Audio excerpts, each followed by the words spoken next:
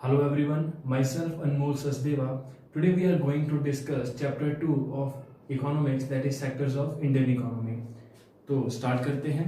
Start करने से पहले मैं आपको बता दूं, बड़ा ही सिंपल सा इजी चैप्टर है ये, बड़े ही बेसिक टर्म्स हैं, आपको इजीली समझ आ जाएगा। तो स्टार्ट करते हैं। What is economic activity? सबसे पहले अपने को पता होना चाहिए इकोनॉमिक एक्टिविटी होती क्या है।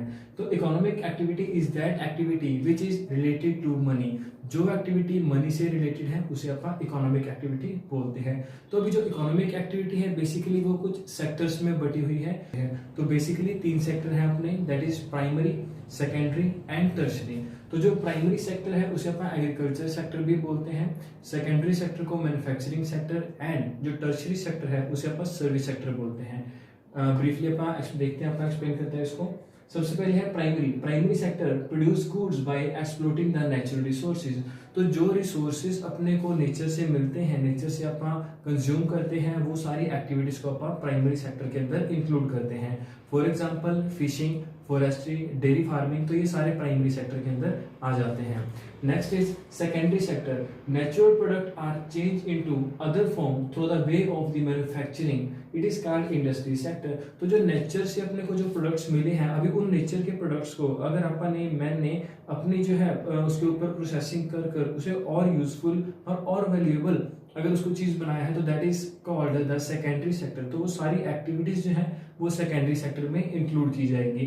तो अगर आप एग्जांपल लेके चलें तो दैट इज, अगर अपने को प्राइमरी सेक्टर से कॉटन मिली, तो कॉटन को अगर आपने वीविंग किया by the process of the weaving and उसको अपने पास जो थ्रेड बना, देन क्लॉथ बना, तो जो अपने पास क्लॉथ बन के तैयार हो गया, जैसे शर्ट तैयार होगी, तो जो सारी एक्टिविटीज थी शर्ट बनने तक की, जिसे अपन सेकेंडरी सेक्टर में इंक्लूड करेंगे। उसके बाद अपन देखते हैं टर्शियरी सेक्टर क्या होता है। Helps in developing of the primary and secondary sector. Actually it is characteristics of tertiary sector that it helps the primary and secondary sector. तो जो टर्शियरी सेक्टर है असल में है क्या, ये सर्विस सेक्टर है। तो जो गुड्स हैं इसके अंदर प्रोड्यूस नहीं की जाती, बट उनको सर्विसेज प्रोवाइड करवाई जाती हैं, हेल्प करती हैं अपने को, सपोर्ट करती हैं प्राइमरी एंड सेकेंडरी सेक्टर को। तो देन अभी बात करते हैं अपन कुछ सर्विसेज हैं जो डायरेक्टली हेल्प नहीं करती जो प्रोडक्शन के अंदर, बट फिर भी उनको जो है वो सर्विस के अंदर इंक्लूड की जाती हैं। बड़े सिंपल वे में आपको बताता हूँ मैं। जैसे फॉर एग्जांपल बात करें, मैं आपको टीच कर रहा हूँ, आई एम अ टीचर, एक डॉक्टर है वो ट्रीटमेंट कर रहा है, तो वो किसी प्रोडक्शन के अंदर हेल्प नहीं कर रही, बट इट इंक्लूड सर्विसेज, तो इसे भी अपन टर्शियरी सेक्टर के अंदर इंक्लूड करेंगे। देन अभी अपन बात करते हैं सम सर्विसेज हैं जो अभी based on information and technology के ऊपर बेस हैं, जैसे कि इंटरनेट कैफेज हो गए, एटीएम बूथ हो गए, कॉल सेंटर्स हो गए, तो ये भी टर्शियरी सेक्टर के अंदर आते हैं। आप तीनों सेक्टर्स का मतलब तो समझ चुके हैं, बट अभी अपने को जो चीज सोचने वाली है that is how to calculate the total output bring from all the sectors. तो जो तीनों सेक्टर से अपनी आउटपुट निकलती है उसे अपन ने कैसे कैलकुलेट करना है। बट एक चीज अपन उससे पहले ध्यान रखनी है, not every good that is produced और sold need to be counted, it make sense only to include the final goods and services. Meaning क्या है, भी हर जो अपने पास एक सेक्टर से गुड्स निकल के आती है तो उसको अपन ने काउंटिंग में नहीं लेना। कौन सी चीज काउंटिंग में लेनी है, that is the final goods. अभी इसमें बोला है फाइनल गुड्स। फाइनल गुड्स क्या होते हैं जी, final goods are those goods which are consumed by the customer और the consumer and not further resale.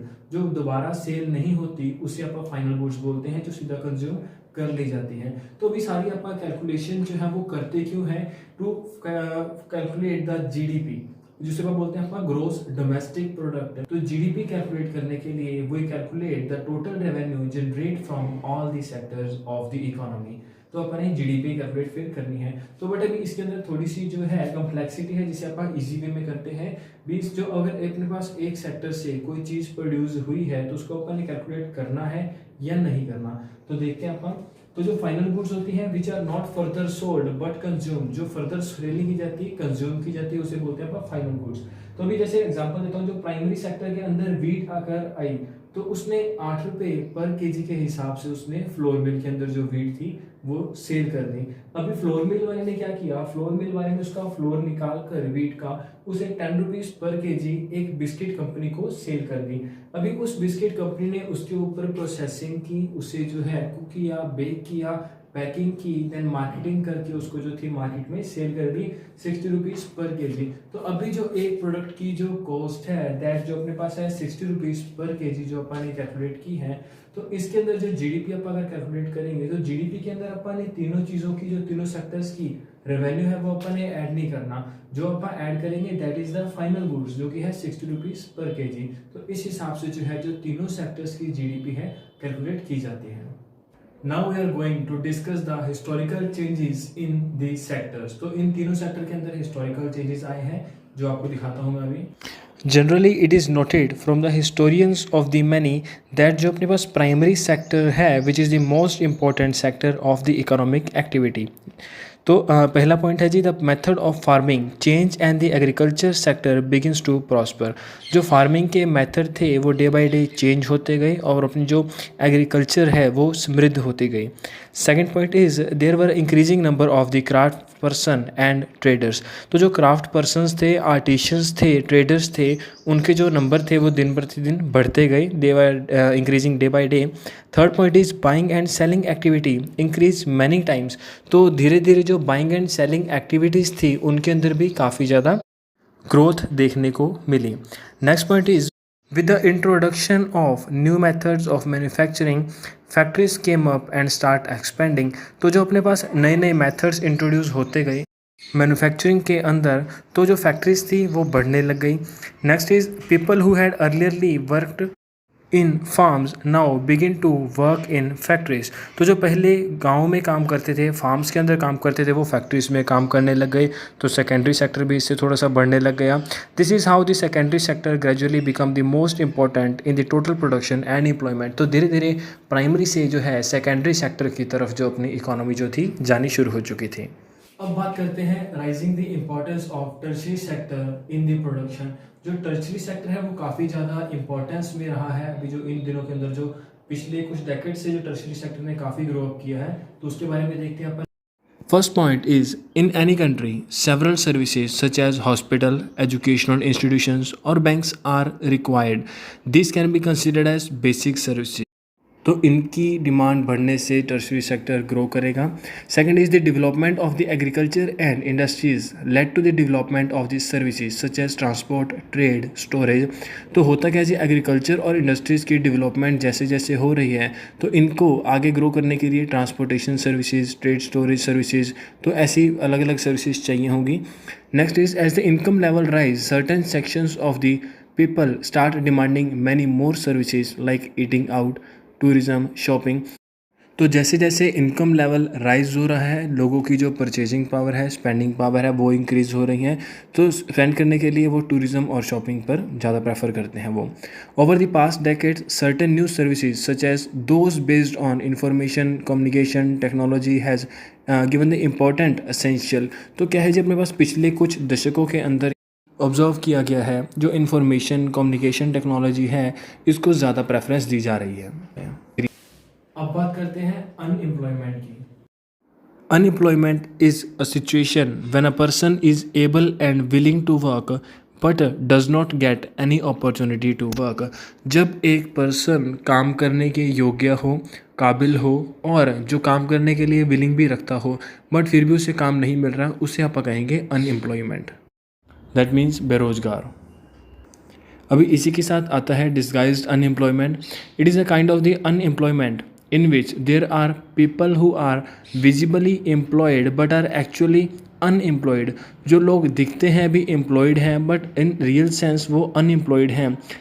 This situation is also known as hidden unemployment। In simple sense we can say that more people are engaged in the work than required। That situation is called disguised unemployment।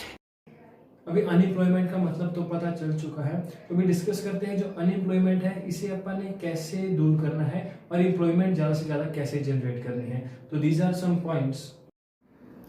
First is government can spend some money और banks can provide a loan for irrigation.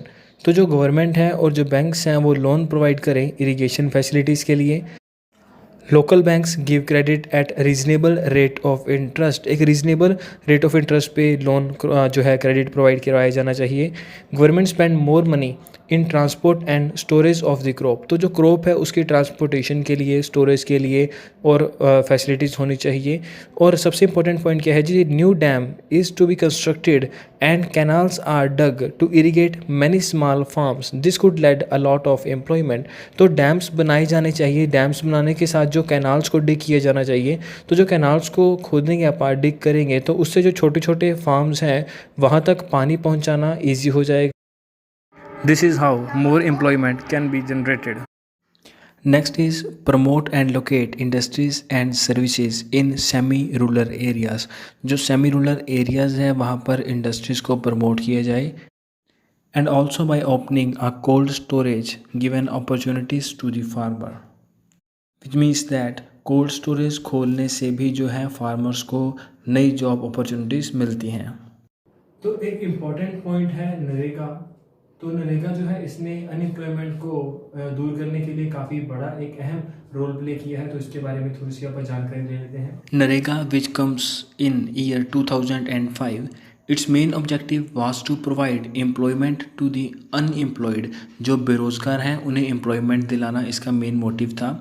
According to NREGA, all those who are able and are need to the work would be guaranteed 100 days employment in a year by the government। तो जो लोग बेरोजगार हैं, काम करने के लिए willing है और एबल हैं, उन्हें 100 डेज़ का एम्प्लॉयमेंट जो है वो गवर्नमेंट द्वारा प्रोवाइड करवाया जाएगा। If the government fail in the duty to provide the employment, it will give unemployment allowance to the people. और इन केस अगर जो है गवर्नमेंट फेल हो जाती है लोगों को एम्प्लॉयमेंट दिलाने में, तो वो उनको बेरोजगारी भत्ता, दैट इज़ अनएम्प्लॉयमेंट अलाउंस जो है उनको प्रोवाइड करवाएगी। Now let us discuss the difference between organized and unorganized sector। तो जो organized sector है, here people have a sure work and term of the employment are regular, rules and regulations given in the various laws are followed as they are registered by the government। अगर आप simple sense में बात करें तो organise sector एक ऐसा sector होता है जिसके अंदर वर्किंग हावर फिक्स्ड होते हैं, सैलरी उनकी फिक्स्ड होती है, जो वर्किंग इन्वायरमेंट है उनका वो भी बहुत प्रॉपर होता है, रूल्स एंड रेगुलेशंस फॉलो किए जाते हैं, एंड सबसे मेन पॉइंट क्या है जी, रजिस्टर्ड होते हैं बाय द गवर्नमेंट। तो these are called the organised sectors. अब बात करते हैं अनऑर्गेनाइज सेक्टर्स की। It consists of the small and scattered unit which are largely outside the control of the government. It is characterized by the low paid and insecure jobs. Rules and regulations are not followed। Unorganise sector के अंदर ना ही salary fixed होती है, ना ही proper working environment होता है, लो paid किया जाता है उनको, इनसिक्योर जॉब्स होती हैं, मतलब जॉब सिक्योरिटी नहीं है, कभी भी उनको हटाया जा सकता है, रूल्स एंड रेगुलेशंस यहाँ पर फॉलो नहीं किए जाते। तो ये बहुत छोटे छोटे से यूनिट्स होते हैं जो कि गवर्नमेंट के कंट्रोल से बाहर हैं। अब बात करते हैं how to protect the workers in the unorganised sector. जो अनऑर्गेनाइज्ड सेक्टर्स हैं उसके अंदर वर्कर्स को कैसे प्रोटेक्ट किया जा सकता है। तो first point is the government can fix minimum wages. तो कम से कम उनकी जो दिहाड़ी होगी, मिनिमम वेजेस होंगे, वो फिक्स किए जाने चाहिए गवर्नमेंट के द्वारा। The government should provide specific working hours. तो जो वर्किंग हार्स है, काम करने का जो टाइम है, वो भी गवर्नमेंट द्वारा फिक्स किया जाना चाहिए। The government can enact new laws on the overtime and salary range. तो जो गवर्नमेंट के द्वारा नए लॉज बनाए जाने चाहिए ओवर टाइम के लिए और जो अपने पास सैलरी रेंज के लिए। Fourth point is provide cheap loan with a low rate of interest. Loan के लिए भी जो है रेट ऑफ इंटरेस्ट उनके लिए लो होना चाहिए। And fifth point is open small scale industries. तो जो स्मॉल स्केल इंडस्ट्रीज़ जो है ओपन कर दी जानी चाहिए ताकि जो अपने पास अनऑर्गेनाइज सेक्टर से उनको जो है ऑर्गेनाइज सेक्टर के अंदर शिफ्ट करके उनको सेफ्टी प्रोवाइड की जाए। अब बात करते हैं next point, that is sectors in term of the ownership. तो जो ऑनरशिप को लेकर जो सेक्टर्स की डिवीज़न की गई है, that is on the basis of public sector and private sector. Public sector is a sector which is owned, controlled and manage by the government. जो सरकार द्वारा चलाया जाता है या सरकार का होता है या कंट्रोल किया जाता है, उसको मैनेज किया जाता है एक्टिविटीज़ को गवर्नमेंट के द्वारा, तो उसे अपन पब्लिक सेक्टर बोलते हैं।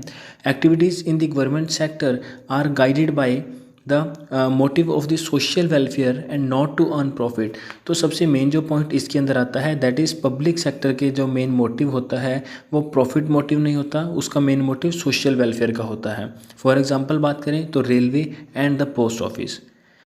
अब बात करते हैं प्राइवेट सेक्टर की।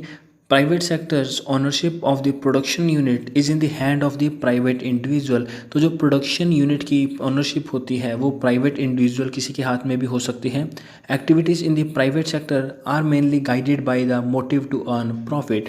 तो प्राइवेट सेक्टर का जो मेन मोटिव होता है that is to earn the profit. For example TISCO, RIL etcetera. So this is all about this chapter. Hopefully आपको समझ आ गया होगा। अगर फिर भी कोई डाउट हो तो आप कमेंट में मेंशन कर सकते हैं, अदरवाइज मेरा कॉन्टैक्ट डिस्क्रिप्शन में है तो आप वहाँ पर मुझसे कॉन्टैक्ट करें। I will get back to you soon. Thank you so much.